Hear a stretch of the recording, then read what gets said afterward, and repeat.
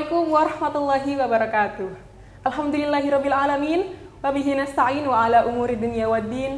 Wassalatu wassalamu ala asyrafil anbiya'i wal mursalin sayyidina wa maulana Muhammadin wa ala alihi wa sahbihi ajma'in. Amma ba'du. Apa kabar teman-teman semua, penonton setia channel Abras TV dimanapun kalian berada. Kembali lagi bersama kami dalam acara podcast Ramadan yang pastinya selalu menyajikan kalam-kalam hikmah yang sangat luar biasa. Dan dalam kesempatan kali ini, kita bersama dengan Bu Nyai yang sangat hebat, seorang pakar psikologi yang sangat cantik dan sangat luar biasa. Mari kita sambut beliau. Monggo Anda hadir dengan bersama kami, Neng Ana. Neng Ana, apa kabar? Alhamdulillah sehat. Mbak Indi bagaimana? Alhamdulillah sehat juga, Neng. Alhamdulillah. Untuk kesempatan kali ini kami ingin mengobrol-ngobrol dengan panjenengan nih mengenai puasa dalam ranah psikologi ini nih. Oke, baik. Nah, puasa itu kan merupakan salah satu ibadah yang sangat luar biasa yang wajib dijalankan oleh seluruh umat muslim di seluruh dunia yang sudah mampu untuk menjalankannya. Dan hikmah puasa ini juga banyak sekali kan, diantaranya juga untuk menahan hawa nafsu kita, menahan lapar, juga untuk meningkatkan ibadah kepada kita. Nah, kalau boleh tahu, kalau kita membahas puasa, hikmahnya dalam ranah psikologi itu apa nih kira-kira? Baik, terima kasih Mbak Indi. Ya, selamat sore. Kebetulan ini sekarang sedang sore ya. Jadi sebelumnya saya ingin mengkoreksi sedikit nih, mungkin tidak tepat kalau dibilang saya Bu Nyai gitu ya, saya ini khodimat, jadi saya menempatkan diri ini sebagai khodimat saja gitu. Dan barangkali juga bolehlah dianggap seperti teman-teman santri gitu ya, saya juga masih banyak belajar di sini.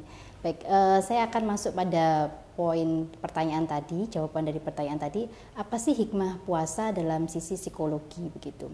Nah, puasa kita tahu adalah suatu upaya untuk menahan diri gitu ya dari makan, minum begitu, kemudian melakukan hubungan intim hingga mulainya ada startnya yaitu waktu subuh ya, kemudian sampai pada maghrib begitu. Nah, kalau kita lihat ini kan yang kita melakukan sebenarnya adalah pengendalian hawa nafsu gitu ya. Hawa nafsu yang sifatnya di sini berkaitan dengan aspek fisik.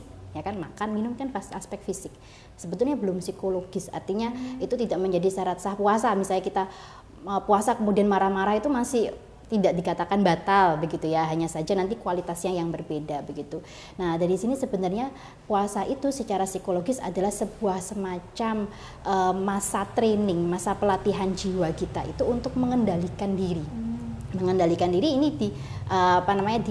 istilahnya dituntun dengan pertama adalah mengendalikan keinginan makan dan minum, kemudian melakukan hubungan suami istri seperti itu. Nah, ini adalah satu nafsu yang sifatnya itu dasar ya, basic. Kalau kita bilang untuk dalam diri manusia itu adalah kebutuhan-kebutuhan yang sifatnya basic. Kalau Abraham Maslow, salah satu pakar psikologi humanistik, menempatkan kebutuhan berkaitan dengan fisik itu adalah kebutuhan yang di level sangat dasar. Begitu. Nah, kita diajak untuk latihan di situ dulu, untuk kemudian harapannya nanti bisa meningkat naik ke level-level yang berikutnya. Jadi puasa ini sebenarnya momentum gitu ya untuk melatih diri seharusnya menjadi pribadi yang lebih baik karena kita sudah berhasil mengendalikan diri tadi begitu. Kalau bagi kita nih kan puasa kan masih kita seperti ini ya Ning ya, masih ya sekedar nggak makan, nggak minum, belum yang di tingkat yang lebih baik gitu. Nah, kalau menurut panjenengan untuk kita meningkatkan tiap tahun agar semangat puasa kita bertambah, terus keimanan dalam kita berpuasa ini bertambah, kira-kira apa motivasi untuk kita untuk melakukan puasa tersebut? Poin pertama sebenarnya jangan merasa dilaparkan, begitu ya. Jangan merasa dilaparkan karena ada perintah dari Allah, kemudian saya harus melaparkan diri. Bukan, tapi sebenarnya kita tidak sedang dilaparkan, tapi kita seharusnya ada perasaan saya menyengaja begitu ya untuk mengubah gitu ya, katakanlah semacam jam makan saya yang sebelumnya bisa pagi, siang, sore, kemudian saya kelompokkan ketika sahur dan ketika sekitar berbuka puasa, mulai dari berbuka sampai sahur begitu. Itu ringannya begitu. Tapi intinya adalah jangan merasa itu adalah sebuah upaya untuk melaparkan kita. Tapi sebenarnya kita yang punya kebutuhan gitu ya untuk melakukan semacam pelatihan pada diri kita begitu ya, sesekali waktu lah kan 1 tahun 12 bulan, hanya 1 bulan yang diambil untuk melaparkan diri gitu. Tapi saya kira itu. Nah, arahnya apa? Arahnya nanti akan terasa, jadi kan karena durasinya 1 bulan. 1 bulan itu kalau biasanya kita ada semacam upaya modifikasi perilaku di konteks psikologi, 1 bulan itu biasanya diharapkan sudah ada mulai perubahan gitu ya. Kenapa puasa kok nggak 1 hari, 2 hari, 3 hari ya yang wajib gitu ya, 1 bulan itu diharapkan nanti mestinya dari situ setelah 1 bulan ada perubahan yang cukup signifikan karena ada semacam pengkondisian. Nah, 1 bulan itu dirasa ya cukup lah ya batas minimal untuk melakukan suatu pengkondisian. Nah, ketika kita rasakan gitu ya, coba di angan-angan awal kita masih mungkin mencari-cari barang makanan minuman yang cocok gitu untuk berbuka, kita kumpulkan begitu ya. Tapi dari hari ke hari seharusnya itu perilaku seperti itu semakin berkurang. Artinya kita akhirnya merasa bahwa ternyata aku makan minum seperti ini aja udah cukup gitu. Nah, poinnya adalah kita diajak untuk belajar merasa cukup. Kembali tadi pada salah satu teorinya Abraham Maslow yang menempatkan kebutuhan fisik di level paling bawah begitu ya. Ketika kita berhasil memenuhinya bukan berarti kita harus sekenyang-kenyangnya, bukan, tapi kita berhasil merasa cukup gitu ya, merasa cukup dari keinginan kita untuk makan ini, makan itu gitu ya. Misalnya pakaian ini, pakai baju itu, bahkan puasa impact-nya sampai ke situ. Sampai kita bisa mengelola diri berkaitan dengan pakaian, berkaitan dengan kesenangan-kesenangan lainnya.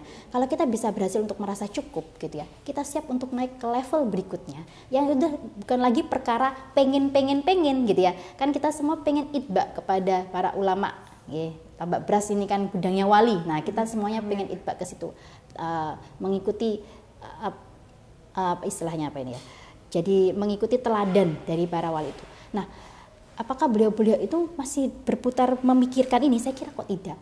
Nah, kita tidak bisa serta-merta saya akan jadi wali, saya akan belajar bla bla bla gitu. Tapi aspek psikologisnya belum ditata gitu ya.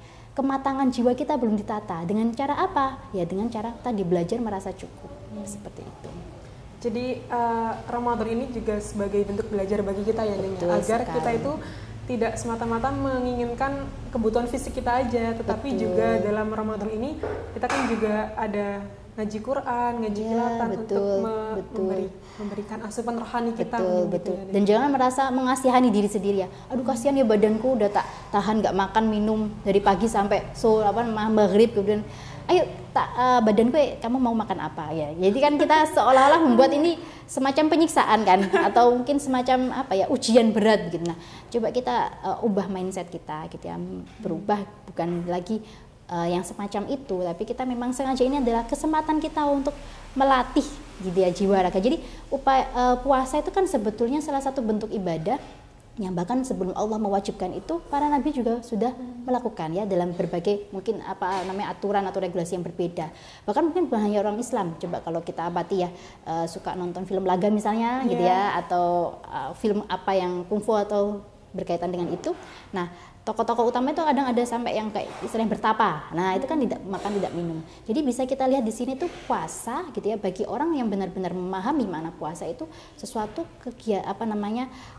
proses penting untuk pengolahan, pengendalian jiwa, pematangan jiwa begitu ya. Yang impactnya apa? Meningkatkan kualitas gitu ya.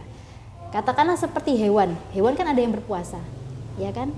Seperti contohnya ada ulat. Nah, jadi kepompong dia tidak akan makan. Nah, ketika dia sudah selesai, dia akan jadi kupu-kupu. Ada peningkatan kualitas di situ. Bandingkan dengan yang makan terus, dia akan jadi apa kualitasnya? Nah, seperti itu. Indah ya, Neng ya, perumpamaannya dari kepompong ke kupu-kupu. Semoga kita juga bisa seperti itu ya, dari kepompong kemudian ke kupu-kupu. Jadi jangan sampai kalau di kitabnya Ihya Ulumuddin tuh Imam Ghazali menyebutkan bahwa ada loh puasa itu yang masih berorientasi seperti hewan ternak gitu ya. Jadi sekedar untuk nggak makan nggak minum, atau kalau kita amati perilaku hewan ternak ya setiap hari kan makan dan minum. Tapi dari sisi kualitas apakah dia punya kemanfaatan yang lebih daripada yang selama ini kita tahu begitu ya. Gitu. Bandingkan dengan yang misalnya kayak hewan-hewan buas begitu ya. Hewan-hewan buas itu mereka kan tidak selalu melulu makan minum gitu ya. Mereka akan makan secukupnya, kemudian mereka tidak makan lagi. Tapi mereka lebih awas. Nah, seperti itu. Sedangkan kalau hewan ternak sepertinya kan tingkat keawasannya kurang dan mereka tidak pernah bisa kemudian menjadi hewan pemangsa. Nah, seperti itu. Mereka cenderung akan menjadi orang yang dimangsa. Nah, semoga kita bisa meningkatkan level kita begitu melalui puasa itu.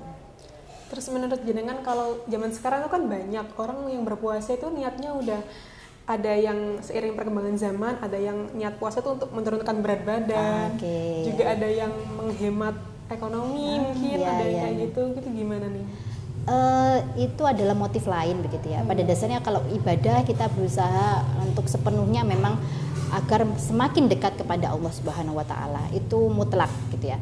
Nah, motif lain begitu ya, ya katakanlah berarti tidak murni sekali, ada motif tambahan begitu ya. Sejauh motif tambahannya itu tidak sampai kemudian mengalahkan motif utamanya, ya saya kira tidak apa-apa, walaupun nanti kita katakan tingkat keikhlasannya agak beda begitu ya. Tapi it's okay, tidak apa-apa, tapi yang penting ada motif semangat untuk meraih kedekatan kepada Allah Subhanahu wa taala.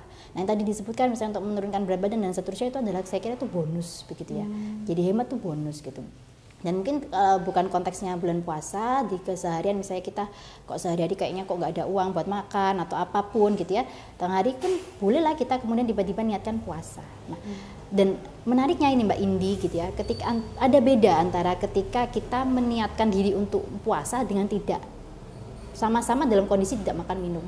Kalau kita tidak ada niatan untuk puasa gitu ya, dalam kondisi kita tidak makan minum itu rasanya kayak badan itu kemerungsung istilah bahasa Jawanya, jadi kayak perut gak nyaman, capek, kayak ngamuk gitu ya, jadi ya aduh kesel gitu ya kok nggak makan, atau kadang bisa sampai serangan mah begitu. Tapi kalau kita niatkan puasa, otak itu sudah mengkondisikan gitu ya, karena kita sudah ada azam, udah niat gitu ya, kemudian otak itu sudah mengkondisikan ke seluruh tubuh, metabolisme tubuh kita, kemudian perlahan itu menyesuaikan.